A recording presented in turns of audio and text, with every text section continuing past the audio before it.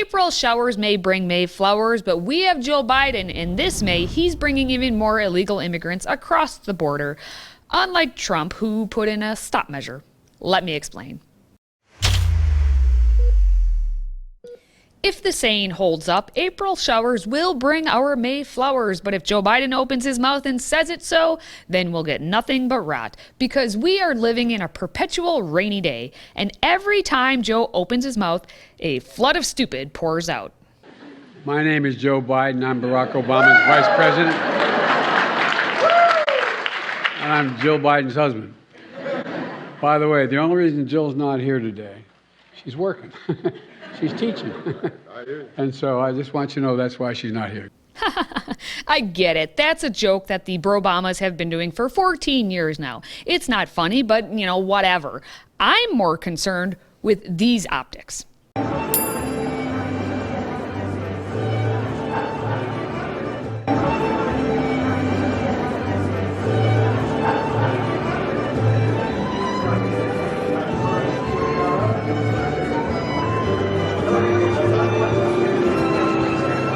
Poor, sad, confused old Joe.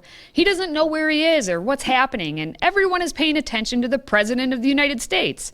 Not him, because we know who's running the show, and it ain't Joe. He's just providing recitation of what the huddled mass tells him. Exhibit A. We are at an inflection point, I believe, in the world economy. Not just the world economy, in the world. It occurs every 3 or 4 generations.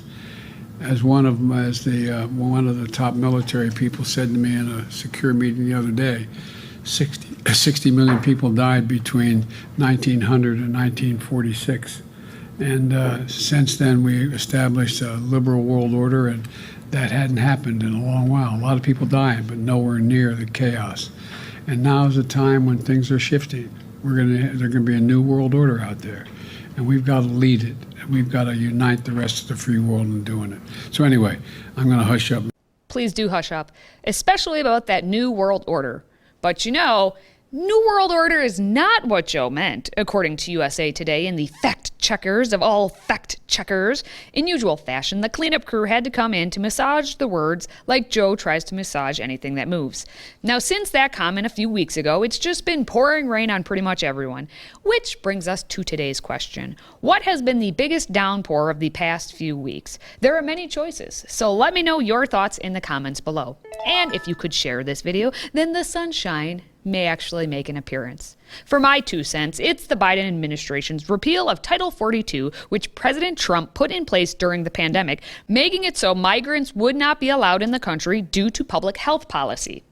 So Title 42, Hallie, was put in place by the Trump administration and had long thought to be lifted early on in the Biden administration, that this wasn't necessary to stop the spread of COVID, to keep immigrants from coming across the southern border. It's been in court battles for a long time now, and now we are understanding that the CDC has said that they believe Title 42, which is their authority to implement, can lift at the end of May. That means families coming across the border with young children. It means even single adults can cross the southern border and claim asylum. It means a return to the status quo of our asylum system that existed pre-COVID. Since implementation, Border Patrol has used the policy 1.7 million times because, as we know, Biden continues to say, come one, come all. He encourages everyone and their drug dealer to come on in across the southern border. But hey, you Americans, still keep your kids masked up for the safety of the nation.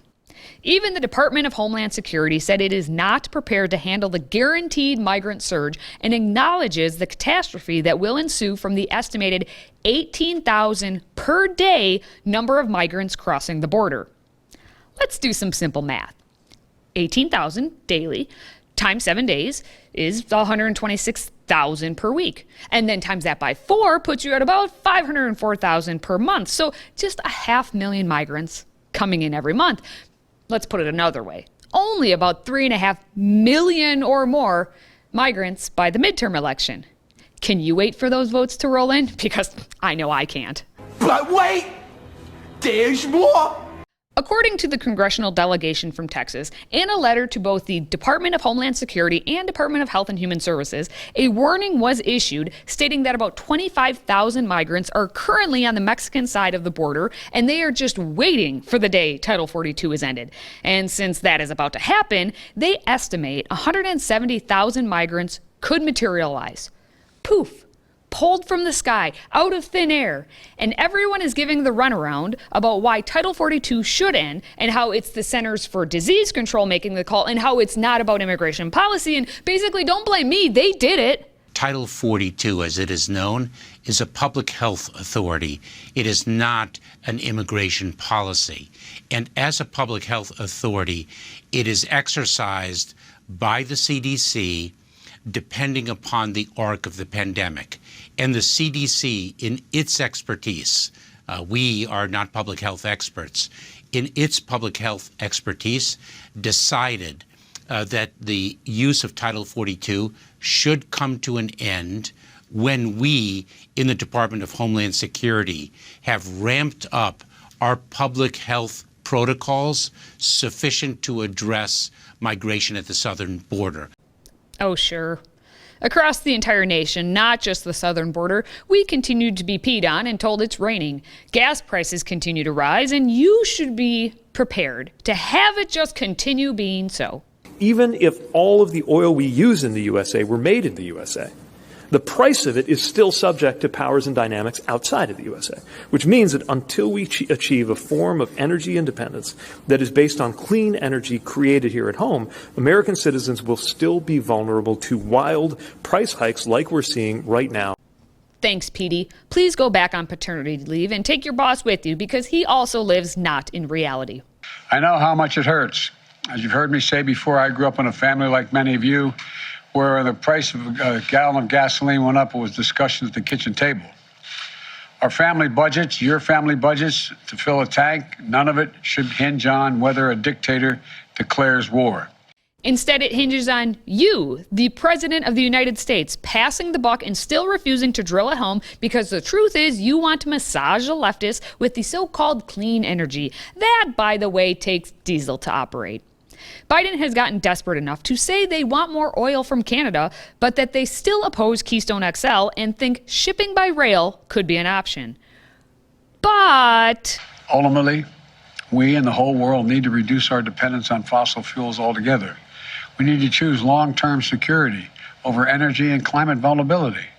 We need to double down on our commitment to clean energy and tackling the climate crisis with our partners and allies around the world. Under my plan, which is before the Congress now, we can take advantage of the next generation of electric vehicles that a typical driver will save about $80 a month from not having to pay gas at the pump. If your home is powered by safer, cheaper, cleaner electricity like solar or heat pumps, you can save about $500 a month on average. Don't take my word for it. I won't take your word for it. Fact check, false. The White House had to walk back Biden's statement about the $500 savings being per month. Really, it's just $500 in a year.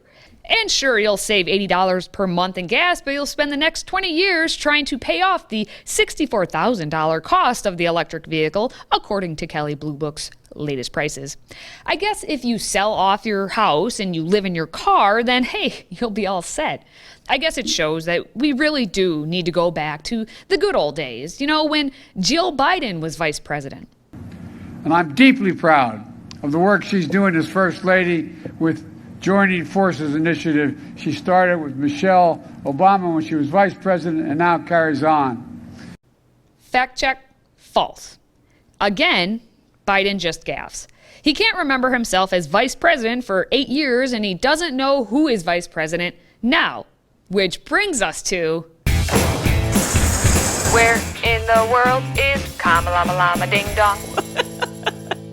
Kamala has been quiet for a tad bit there, so naturally she has to pop up in another country just to embarrass pretty much everyone everywhere.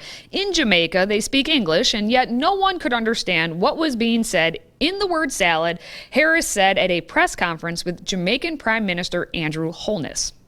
We also recognize just As it has been in the United States for Jamaica, one of the issues that has been presented as an issue that is economic in the way of its impact has been the pandemic.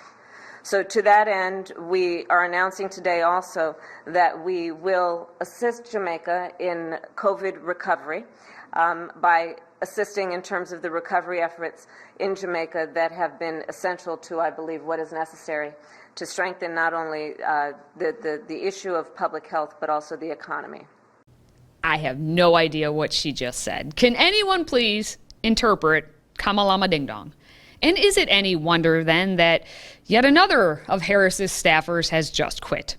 This time, the Hunger Games victim is Deputy Chief of Staff Michael Fuchs. He is the one who had accompanied her on foreign trips, and we see how well that has really gone. And you may have heard that the circleback girl is circling the drain. A leak was reported that White House Press Secretary Jen Psaki has plans to leave 1600 Pennsylvania Avenue for a seat on MSNBC. But when asked about it, Psaki did what she always does. Spin, spin, spin. Well, you can't get rid of me yet, Ed. I have nothing to confirm about my length of public service or planned service or anything about consideration about next plans. I'm very happy to be standing with all of you here today after it felt like a never-ending, endless time in my basement, quarantining away from my family. And believe it or not, I missed you all a lot. And my focus every day continues to be speaking on behalf of the president, answering your questions, as tough as they may be at many times, as difficult as they may be to answer at many times. And I hope that I meet my own bar of treating everybody with fairness and being equitable. Sure you have. Well, I have always gone over and above the stringent ethical and legal requirements of the Biden administration, and I take that very seriously. I'll have more to say about that one when it happens. And I'll have a whole lot more to say if the results from a new Harvard Caps Harris poll come to fruition. Apparently, among those voting for Democrats, if Biden's not on the ticket in 2024, the next highest candidates are Kamala Harris, Hillary Clinton, and then Bernie Sanders. Wowza.